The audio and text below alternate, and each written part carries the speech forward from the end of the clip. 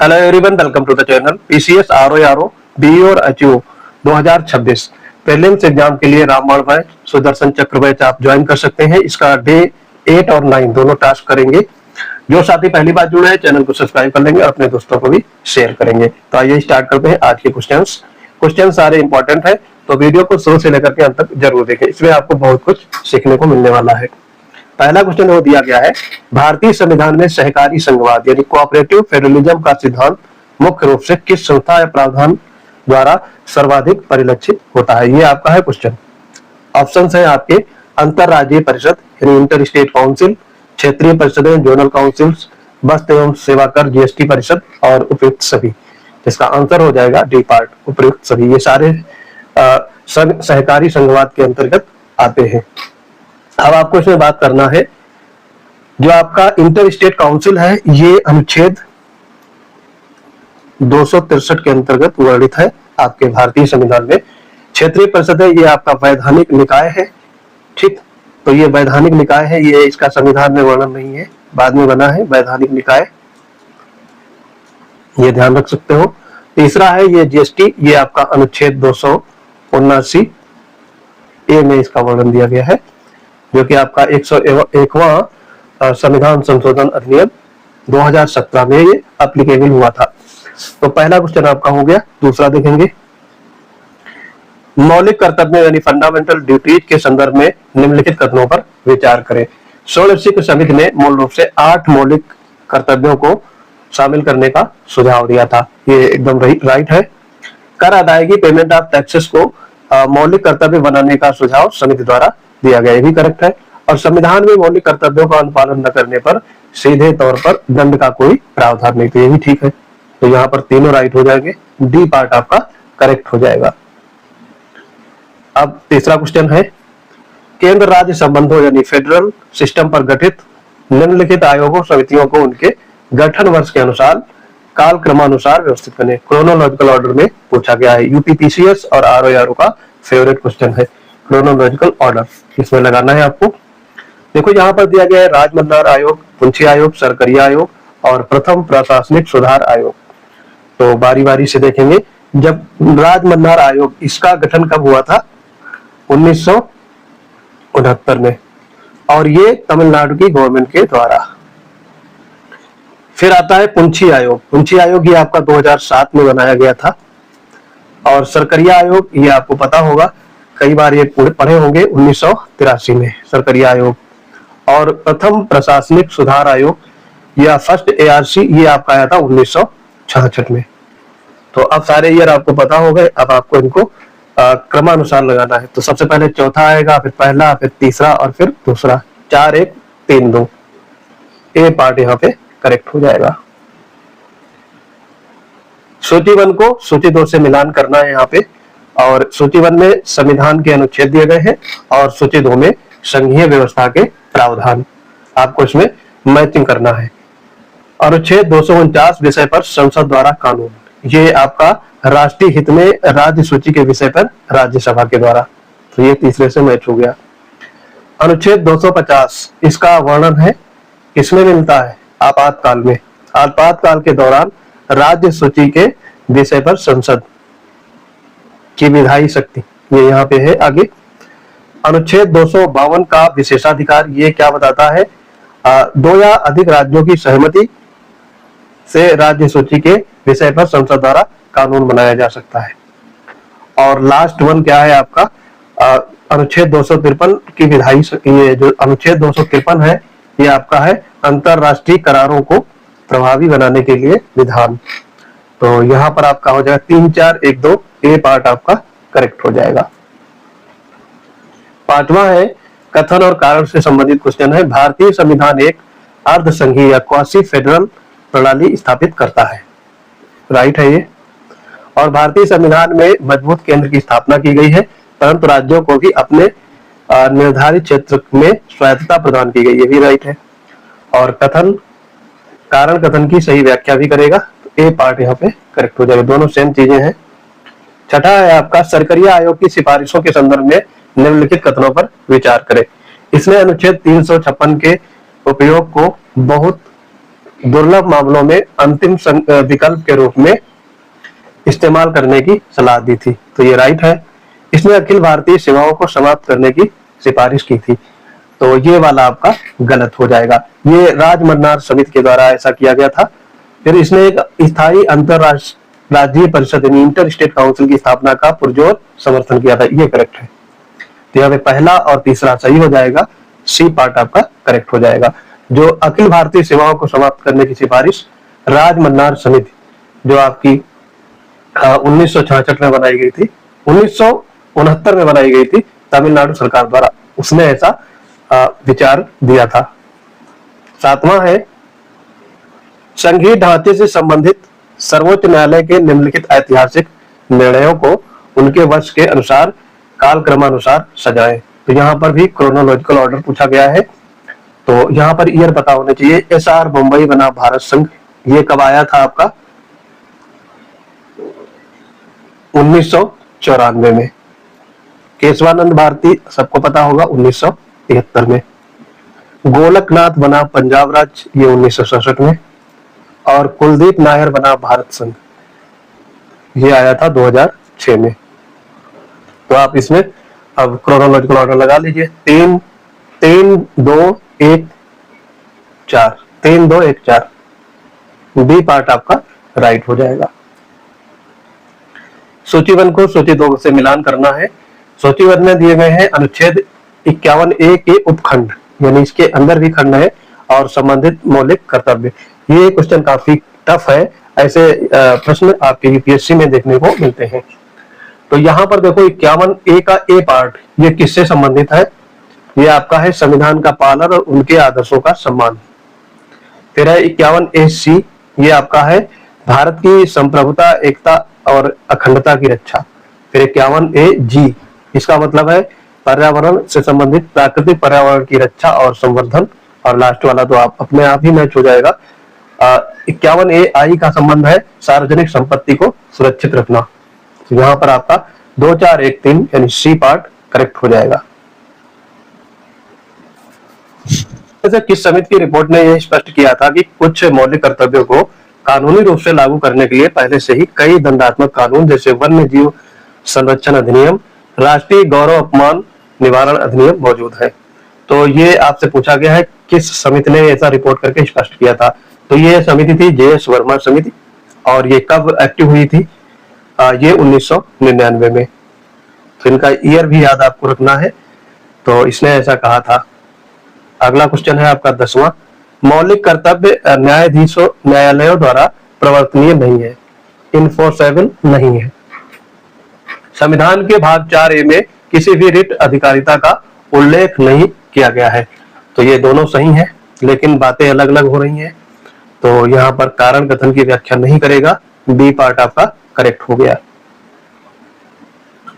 11वां है अंतरराज्यीय परिषद, इंटर स्टेट काउंसिल के संदर्भ में सही पुट का चयन करें। इसका गठन संविधान के अनुच्छेद 263 के तहत राष्ट्रपति द्वारा किया गया था। करेक्ट है ये। और इसकी अध्यक्षता केंद्रीय गृह मंत्री द्वारा की जाती है। तो इसकी अध्यक्षता PM करते हैं, भारत के प्राइम मिनिस्टर। तो ये गलत हो गया। इसका मुख्य कार्य केंद्र राज्यों के बीच विवादों की जांच करना और सलाह देना है। तो ये भी करेक्ट है। पहला और तीसरा यहाँ राइट होगा, सी पार्ट आपका करेक्ट हो जाएगा। तो आप क्वेश्चन के लेवल देख सकते हैं। ये आपके यूपीएससी जितने भी स्टेट PCS हैं उनके लेवल के क्वेश्चन है। अगर आप RO या फिर PCS की तैयारी कर रहे हैं तो ये आपके लिए रामबाण बैच हो सकता है। बैच परचेज करने के लिए या फिर हमारे बैच की डिटेल या फिर अन्य बैच की इंफॉर्मेशन जानने के लिए PCS wonder Telegram channel join करेंगे। वहां पर आपको PDF भी अवेल रहते हैं। आगे है 12वां, संघीय भारत में नए राज्यों के निर्माण के संदर्भ में निम्नलिखित राज्यों को उनके गठन वर्ष के आधार पर काल क्रमानुसार व्यवस्थित करना है। तो यहाँ पर आपको बताना है कब किस राज्य का गठन हुआ था। तो आपको ईयर पता होना चाहिए। नागालैंड का गठन 1963 में, हरियाणा का 1966 में, सिक्किम का हुआ था 1975 में और गोवा का 1961 में। लेकिन पूर्ण राज्य के रूप में 1987। ठीक, यहाँ पर पूर्ण राज्य के रूप में पूछा गया है। तो ये आपके 1 2 3 4 क्रोनोलॉजिकल ऑर्डर ही दिया गया है। ए पार्ट आपका करेक्ट हो जाएगा। 13 नंबर है विषय दिया गया है और 7वीं अनुसूची के सूची को सम्मिलित करना है। यानी जो 7वीं अनुसूची में 3 सूचियां बनाई गई थी, समवर्ती सूची, राज्य सूची और संघ सूची। ठीक है, तो इनको आपको मैच करना है, काफी इजी है। देखो बैंकिंग जो है, बैंकिंग का सेक्टर ये आपका इसमें आता है, बैंकिंग ये आपका संघ सूची में, कृषि है ये राज्य सूची में, शिक्षा आपका समवर्ती सूची में और साइबर कानून ये अवशिष्ट शक्तियां हैं। तो यहाँ पर आपका 3, 2, 1, 4 डी पार्ट आपका करेक्ट हो जाएगा। सर्वोच्च न्यायालय ने एक ऐसे किसी विवाद को, यानी ऐतिहासिक वाद में ये स्पष्ट रूप से घोषित किया था कि संघवाद या फेडरलिज्म भारतीय संविधान के मूल ढांचे या बेसिक स्ट्रक्चर का एक अभिन्न अभिन्न अंग है। ये बताना है आपको, नहीं है भी कहा गया था, यहाँ पर आपको बोला गया है कि ऐसा कौन सा मामला था जिसमें बोला गया अभिन्न अंग है। तो यह था SR मुंबई मामला जो 1994 में आया था। इसने कहा था कि संघवाद जो है भारतीय संविधान के मूल ढांचे का एक अभिन्न अंग है। ये याद रखेंगे, पूछा जाता है। 15वां है भारत में राज्यपाल की भूमिका अक्सर केंद्र राज्य विवाद का एक प्रमुख कारण रही है। करेक्ट है ये। और राज्यपाल की नियुक्ति केंद्र सरकार की सलाह पर राष्ट्रपति द्वारा की जाती है और वो राष्ट्रपति के पश्चात पर्यंत पद धारण करता है। ये भी करेक्ट है, जब तक राष्ट्रपति चाहेगा वो पद पर बना रहेगा। तो यहाँ पर कथन कारण दोनों सही हो गए और कारण कथन की व्याख्या भी करेगा, ए पार्ट करेक्ट हो गया। 16 नंबर है नीति आयोग, इसकी स्थापना कब हुई थी? 1 जनवरी 2015 में मोदी गवर्नमेंट के द्वारा। और संघीय व्यवस्था के संबंध में निम्नलिखित पर विचार करें। यह सहकारी संघवाद के सिद्धांत पर आधारित बॉटम अप दृष्टिकोण अपनाता है। सही है ये। इसकी गवर्निंग काउंसिल में सभी राज्यों के मुख्यमंत्री, केंद्र शासित प्रदेशों के उपराज्यपाल शामिल होते हैं। ये भी करेक्ट है। यह एक संवैधानिक निकाय है जिसका उल्लेख अनुच्छेद 263 में है।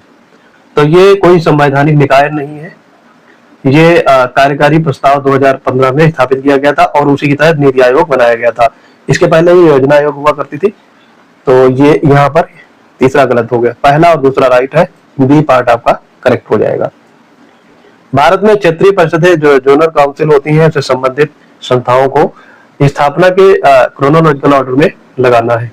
तो यहाँ पर आपको बताना है, जैसे राज्य पुनर्गठन अधिनियम जिनके तहत 5 क्षेत्रीय परिषदें बनाई गई थी, ये आपकी 1956 में स्टार्टिंग में ही बनी थी। पूर्वोत्तर ये नॉर्थ ईस्टर्न स्टेट काउंसिल जो बनाई गई थी 1971 में।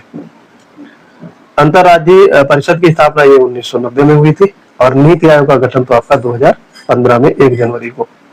तो 1, 2, 3, 4 यहाँ पे भी क्रोनोलॉजिकल ऑर्डर दिया गया है। फिर है आपका सूचीबद्ध को सूची 2 से मिलान करना है और यहाँ पर संघीय विशेषताएं हैं और किस देश के संविधान से प्रेरित है ये बताना है। तो देखो यहाँ पे सशक्त केंद्र के साथ संघीय व्यवस्था ये आपकी कनाडा से ली गई है। समवर्ती सूची ये ऑस्ट्रेलिया से और राज्य के नीति निदेशक तत्व ये आपके सोवियत, राज्य के नीति निदेशक तत्व ये आपके आयरलैंड से लिए गए हैं और मौलिक कर्तव्य सोवियत रूस से। यहाँ पे 2, 1, 3, 4 ए पार्ट आपका करेक्ट हो जाएगा। 19वां है 11वां मौलिक कर्तव्य जिसमें 6 से 14 वर्ष की आयु के बच्चों को शिक्षा का अवसर प्रदान करना है, संविधान के किस संशोधन द्वारा जोड़ा गया था? तो ये काफी इजी क्वेश्चन है। 86वें संविधान संशोधन अधिनियम 2002 के द्वारा ये इसमें मौलिक अधिकार में ही और मौलिक कर्तव्य दोनों जोड़े गए हैं। 21A में आपका ये मौलिक अधिकार में और अनुच्छेद 51A का के पार्ट है जो वो मौलिक कर्तव्यों में जोड़ा गया, सी पार्ट आपका करेक्ट हो जाए। 20वां है राज्यसभा राज्यों के अधिकारों की रक्षा करने का एक महत्वपूर्ण संघीय सदन है। करेक्ट है ये। और राज्यसभा के पास अनुच्छेद 312 के तहत नई अखिल भारतीय सेवाओं के सृजन का विशेष अधिकार है। ये भी करेक्ट हो जाएगा। तो यहाँ पर आपका और व्याख्या भी करेगा क्योंकि दोनों सेम बातें हो रही। ए पार्ट आपका राइट हो गया। MM पुंछी आयोग की सिफारिशों में शामिल था, क्या क्या चीजें शामिल की गई थी MM पुंछी आयोग में, ये आपको बताना है। राज्यपाल के लिए 5 साल का निश्चित कार्यकाल होना चाहिए।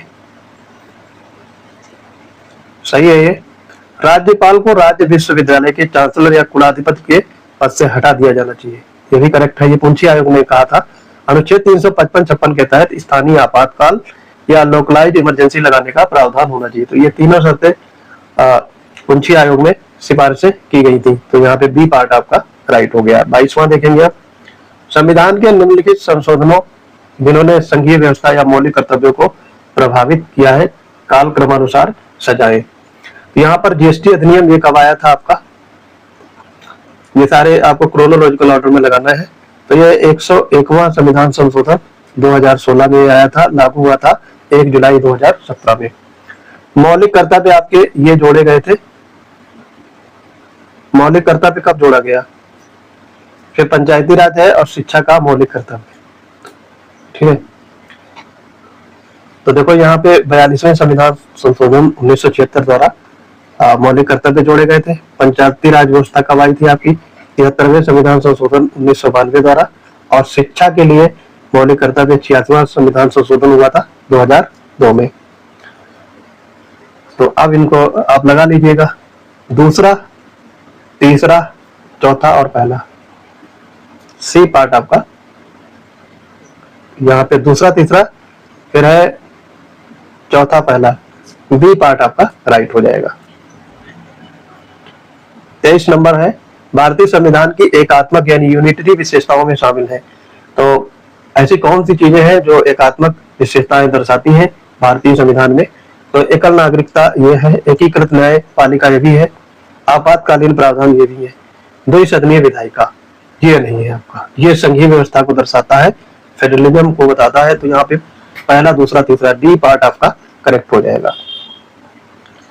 वित्तीय संघवाद या फिर फाइनेंशियल फेडरलिज्म के संबंध में बताना है। वित्त आयोग अनुच्छेद 280 केंद्र और राज्यों के बीच करों के वितरण की सिफारिश करता है, ये आपका करेक्ट है। राज्यों को बाहरी देशों से सीधे ऋण लेने की पूर्ण स्वतंत्रता है, बिल्कुल नहीं, ये गलत दिया गया है। सीधे वो विदेश से ऋण नहीं ले सकता। और फिर है, केंद्र सरकार राज्य की सहमति के बिना राज्य सूची के विषयों पर कर लगा सकती है, ये भी गलत है, पूछना पड़ेगा राज्यों से। केवल एक सही है, सी पार्ट आपका राइट हो जाएगा। केंद्र राज्य तनाव के संबंधित प्रस्तावज या फिर दस्तावेजों को कॉल क्रमानुसार क्रोनोलॉजिकल ऑर्डर में सजाना है। आनंदपुर साहिब प्रस्ताव ये आया था 1973 में, जब आपका केशवानंद भारती केस हुआ था। पश्चिम बंगाल मेमोरेंडम ये आपका आया था 1977 में, 4 साल बाद। राजमन्नार आयोग की रिपोर्ट ये आई थी 1969 में। और लास्ट वन है, अकाली दल का दूसरा संकल्प ये आया था 1978 में। तो यहाँ पर 3, 1, 2, 4 ए पार्ट करेक्ट हो जाएगा। मौलिक कर्तव्यों के संबंध में निम्नलिखित में से कौन सी बातें अनुच्छेद 51A में स्पष्ट रूप से उल्लेखित की गई हैं। तो वैज्ञानिक दृष्टिकोण, मानववाद और ज्ञानार्जन की भावना का विकास, ये भी सही है। और महिलाओं के सम्मान के विरुद्ध प्रथाओं का त्याग करेक्ट है। मतदान करना और समय पर कर चुकाना, ये ऐसी कोई बात नहीं कही गई है। पहला और दूसरा यहाँ पे राइट हो गया, बी पार्ट आपका करेक्ट हो जाएगा। संविधान के अनुच्छेद 273 से 371 से लेकर के और 371 जे तक के असममित संघवाद या असिमेट्रिकल फेडरलिज्म के तहत किन राज्यों को विशेष प्रावधान प्राप्त है। तो यहाँ पर उन राज्यों को मार्क आउट करना है, बताना है। तो महाराष्ट्र और गुजरात है, नागालैंड है और मिजोरम है, यूपी नहीं है, क्योंकि यूपी इनमें आता भी नहीं है। 371 से 371 जय तक के प्रावधान में यूपी का कोई नामो निशान नहीं, यहाँ पे ऐसा कोई प्रावधान ही नहीं बनाया गया। तो यहाँ पर पहला, दूसरा, तीसरा ए पार्ट आपका राइट हो गया। भारत के संविधान के विकास में निम्नलिखित घटनाओं का कालक्रम तय करना है आपको। फिर से आपको क्रोनोलॉजिकल ऑर्डर पूछा गया है।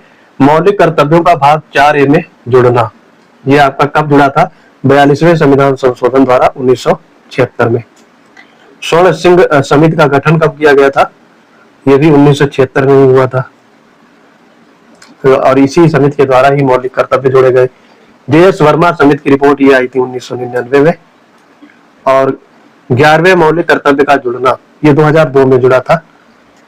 ये कहाँ पे जुड़ा, कैसे जुड़ा, 86वें संविधान संशोधन द्वारा शिक्षा के अधिकार को जोड़ा गया इसमें। तो इनको क्रोनोलॉजिकल ऑर्डर में लगा लीजिएगा। तो यहाँ पर आपका देखो, स्वर्ण सिंह समिति पहले गठित होती है, उसके बाद में ये मौलिक कर्तव्यों का भाग 4 में जुड़ता है।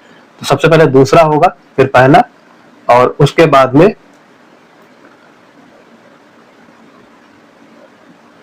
दूसरा, पहला, तीसरा, चौथा, सी पार्ट आपका यहाँ पे राइट हो जाएगा। 29 है जीएसटी काउंसिल के संदर्भ में संघीय स्वरूप के संदर्भ में सही कथन आपको सिलेक्ट करना है। परिषद में केंद्र सरकार का वोट मूल्य या वोट वैल्यू कुल वोटों का 1/3 है, करेक्ट है ये। सभी राज्य सरकारों को मिलाकर वोट मूल्य 2/3 है और कोई भी निर्णय 3/4 यानी 75% बहुमत से लिया जाता है। तो ये तीनों स्टेटमेंट राइट है, डी पार्ट आपका करेक्ट हो जाएगा। और अंतिम क्वेश्चन है आज का, अंतरराज्यीय जल विवाद इंटर स्टेट वाटर डिस्प्यूट से संबंधित ट्रिब्यूनल के गठन को काल क्रमानुसार यानी क्रोनोलॉजिकल ऑर्डर में आपको बताना है। यहाँ पर गोदावरी जल विवाद का गठन कब हुआ था? तो गोदावरी जल विवाद ट्रिब्यूनल ये बना था 1969 में। कावेरी जल विवाद ये आपका ट्रिब्यूनल आया था 1990 में, बाद में हुआ ये। कृष्णा जल विवाद ट्रिब्यूनल प्रथम, ये भी आपका 1969 में ही बना था। और लास्ट में है महानदी जल विवाद, ये आपका 2018 में। तो इनमें क्रोनोलॉजिकल ऑर्डर है 1 3 2 4, 1 3 2 4, बी पार्ट आपका करेक्ट हो जाएगा। तो आई होप ये वीडियो आपको पसंद आ गया होगा। अगर आपकी कोई प्रतिक्रिया है तो कमेंट बॉक्स में आपका स्वागत है। पेड बैच से जुड़ने के लिए PCS wonders Telegram channel join करेंगे, वहां पर डेली क्विज भी कंडक्ट होती है और आपके प्रश्नों के उत्तर भी दिए जाते हैं। क्वेरी, सजेशन कुछ भी है आप इस टेलीग्राम चैनल में आप बता सकते हैं, या फिर कोई पेड बैच लेना है या फिर फ्री में पढ़ाई कैसे कर सकते हैं ये भी आपको वहां बताया जाएगा। मिलते हैं अपने अगले इंपॉर्टेंट वीडियो के साथ, तब तक के लिए पढ़ते रहिए। जय हिंद।